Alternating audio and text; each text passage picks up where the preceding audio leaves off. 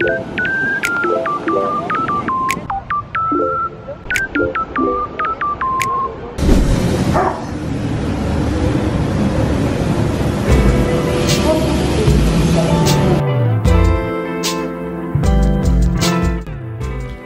guys, come spend the Easter holidays with me in Port Stephens. First time ko magko-commute papunta kala Ate Lane. So, ayun, nag-train lang ako from Strathfield to Wyong, and then kukunin na ako ni Ate Lane din sa Wyong. And then magdadrive na kami papuntang Fingal Bay. Around 1 hour and 30 minutes yung train ride from Strathfield to Wyong. So, ayun. Wala akong masyadong magawa. So, ayun, nagpa-cute-cute lang muna ako dyan. Kasi, wala din naman masyadong train. I mean, tao sa train.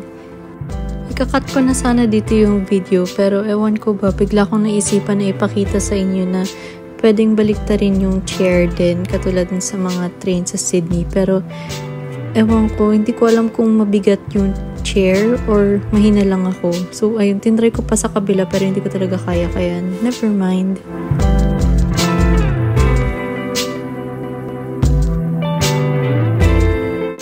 So, ayun, ibang angle naman tayo. Pero, dyan talaga ako nakaupo kanina. Pero, ayun, naisipan ko na lang din ulit mag-video and wala talaga ako masyadong magawa habang nasa train. Kaya, nagsascroll lang ako and nag-edit ng iba pang vlogs kasi may mga pending pa akong vlogs. Pero, ayun, pawala-wala minsan yung signal dito sa train kasi nasa bukid din.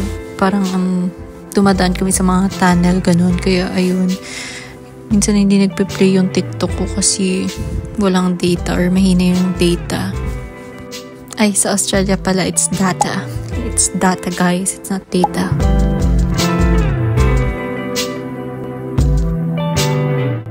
So, ayun, ina-appreciate ko lang yung view dito, guys. Kasi, itong place na to, parang nakikita ko lang siya sa taas kapag, kunyari, nagpa-fly kami. Parang dinadaanan lang namin to and parang mga ground features siya para sa amin. And, ayun, parang na-happy lang ako kasi nakikita ko sila up close or parang nandun ako mismo sa place. Ganon. Sana gets nyo, pero ayun. And, itong train na to, luma na siya. So, ayun, parang manual pa ng konti yung iba. Di ko nga alam kung paano to buksan yung door na to, pero automatic naman pala siyang nagbubukas ng konti and isa-slide mo na lang siya, gano'n. Tapos ayun, nakababa na ako sa Wyong.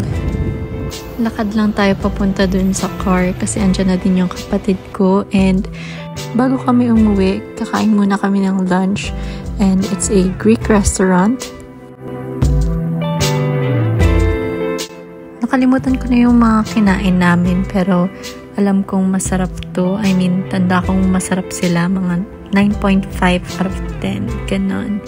And then, nag-take out lang din kami ng Gongcha.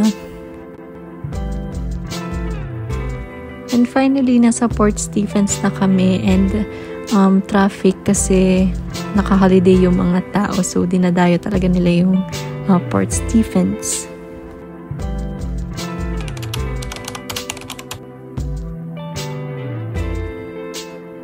Today is Saturday and ang agenda namin is mag-dolphin watching sa Nelson Bay. So, nag-book sila ng cruise for dolphin watching, and then yung cruise or yung boat is may boom net na pwede ka mag-swim habang nasa boat. Hindi ko alam, basta mamaya makikita nyo. So, ayun, nag-video-video pa sila. Ang saya-saya nila, hindi nila alam na maling linya yung nililinyahan nila.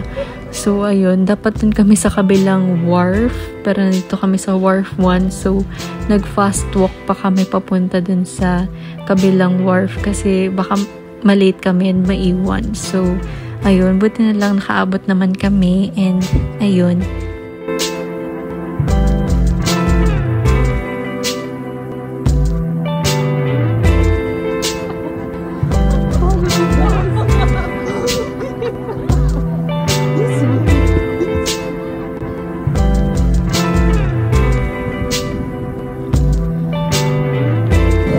Dolphin cruising today? Yeah.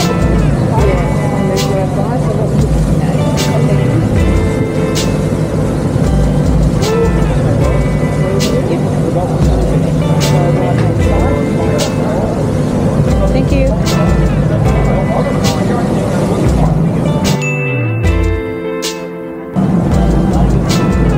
Hello, what's your step? Take your time. Thank you.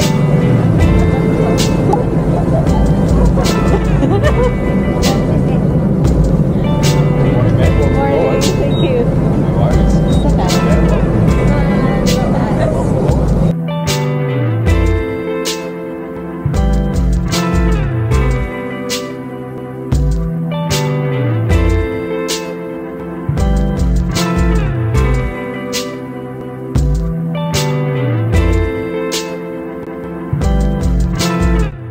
So, ayan yung boom nut, guys. So, pinababa nila yan. And then, pwede ka mag-swim or mag-slide dyan. So, ayan, nag-try kami. Malamig yung tubig dyan, guys. And ang hirap mag-hold on. Parang kailangan mong kumapit kasi nandyan ka habang gumagalaw yung boat. So, yung tendency is napupush ka papunta dun sa gilid. Ganon. So, ayun, nakakapit lang ako dyan kasi ang hirap. So, ayun, pumunta kami dun sa dulo ng kapatid ko para medyo ma-relax naman kami. Ganon.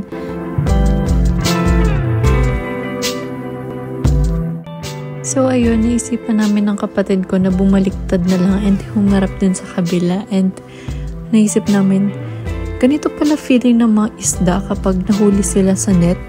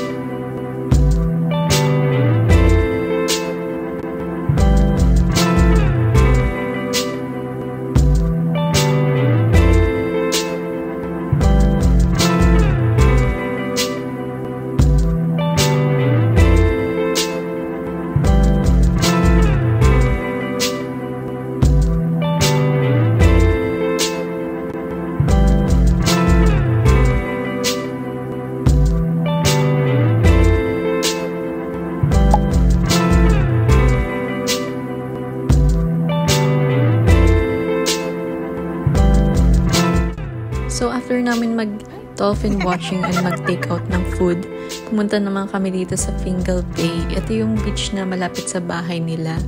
Tanda ko dati, nung pumunta kami last year dito sa Fingal Bay, kasama yung isa kong kapatid, nilakad lang namin from bahay nila papunta dito sa Fingal Bay na nakapaa. So, imagine, ang sakit nun sa paa kasi yung road nila dito parang mga bato-bato. Hindi ko ma-explain. Basta masakit siya sa paa. So, I don't recommend na maglalakad kayo papunta dito na nakapaa. So, ayun. Kumakain lang kami dito. And ang in-order namin is fish and chips. And then, meron din dyan squid drinks or calamares. Ganun.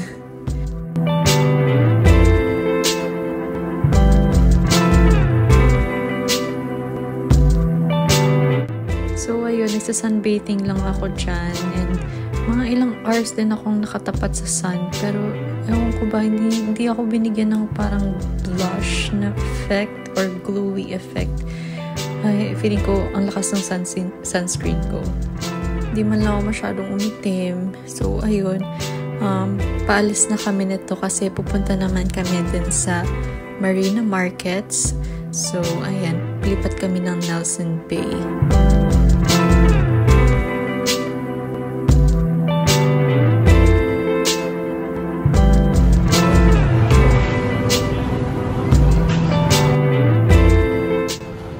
ito, nag-order lang kami ng juice. Nakalimutan ko kung ano yung akin, pero yung kay Ate Lynn is flamingo lemonade and kay Ate Pao is lemonade.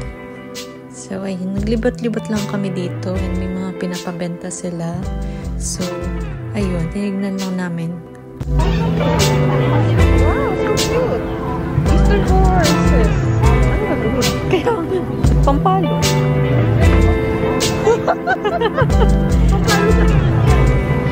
Magaan siya eh. Baka yan yung doors na pin sa taas.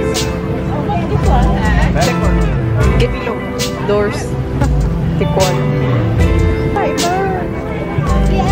Mood. Go away. Ah!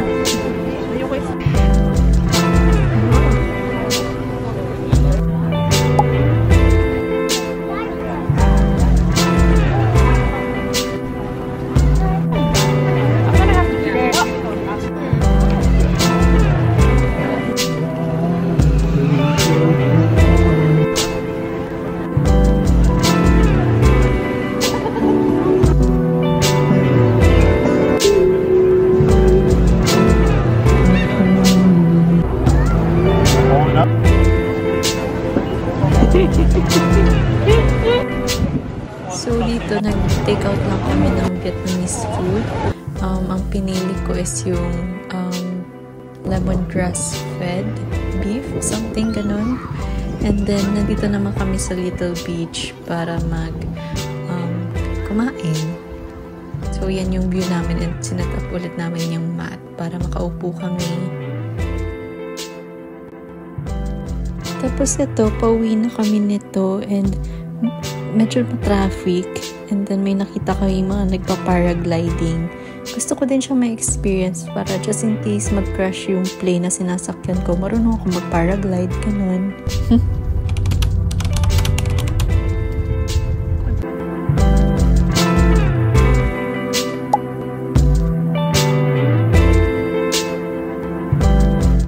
So, after namin mag-mass, pumunta lang kami ng Woolies para bumili ng ingredients para dun sa ginataang bilo-bilo. Napadaan din kami dito sa Gan Gan Lookout. So, ito yung view niya.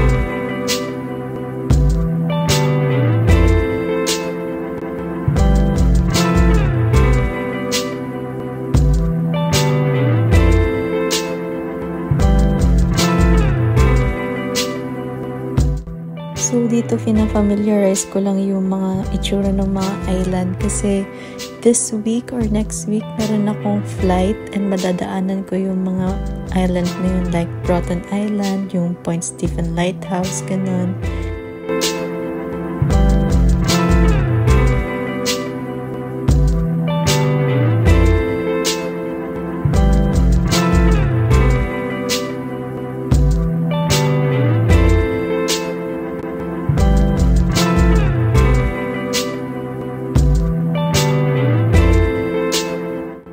After nun, pumunta naman kami dito sa Coles para bumili ng mga Easter egg na chocolate para wala lang, gusto lang nila ng Easter egg.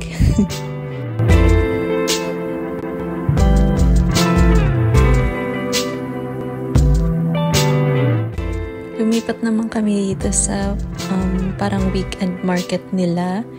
And ayun, tumingin-tingin lang din kami ng mga pinapabenta nila. And sila din, may bibilhin kasi sila dito na tomato radish. So, yun yung pinunta namin dito.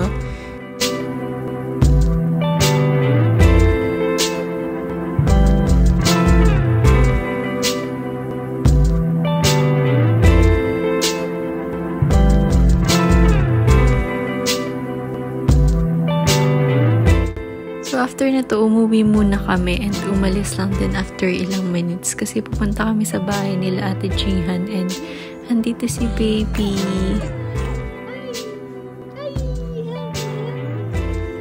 Gumawa na din kami dito ng ginataang bilo-bilo. So, ayun, mini-mix-mix ko lang and then binibilog na namin ni Ate Jihan.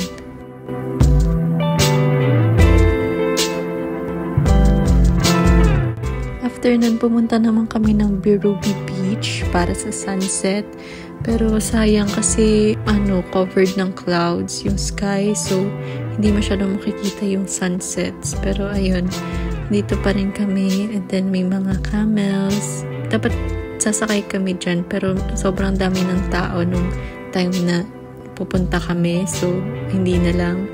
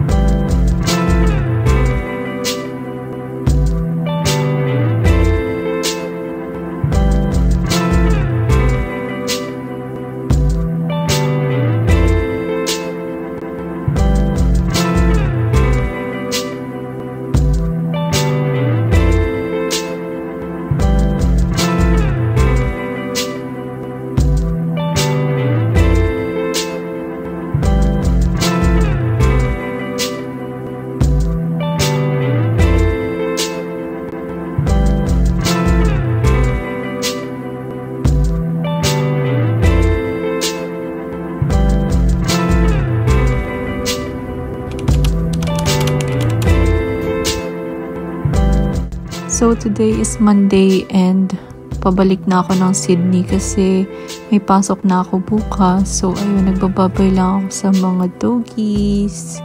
Ayan, si Ollie, tsaka si Chico yung isa.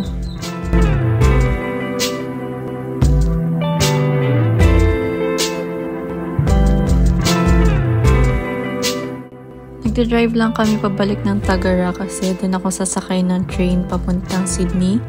So, ayun, may nakita kami military aircraft. And nag-order din kami ng lunch dito sa Carl's Jr. Ang in-order ko is yung cheeseburger para maliit lang. And may nakita ako nakapaa kasi alam nyo guys, normal lang dito na nakapaa kayo sa labas. So, ayun, nakarating na ako sa train station. So, nagbabay na ako sa kapatid ko. And maghintay na lang din ako ng train ko.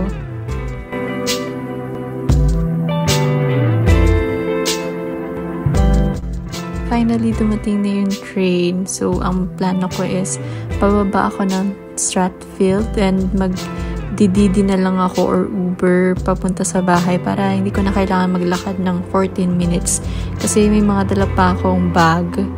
So, ayun lang for today guys kasi pauwi naman ako nito.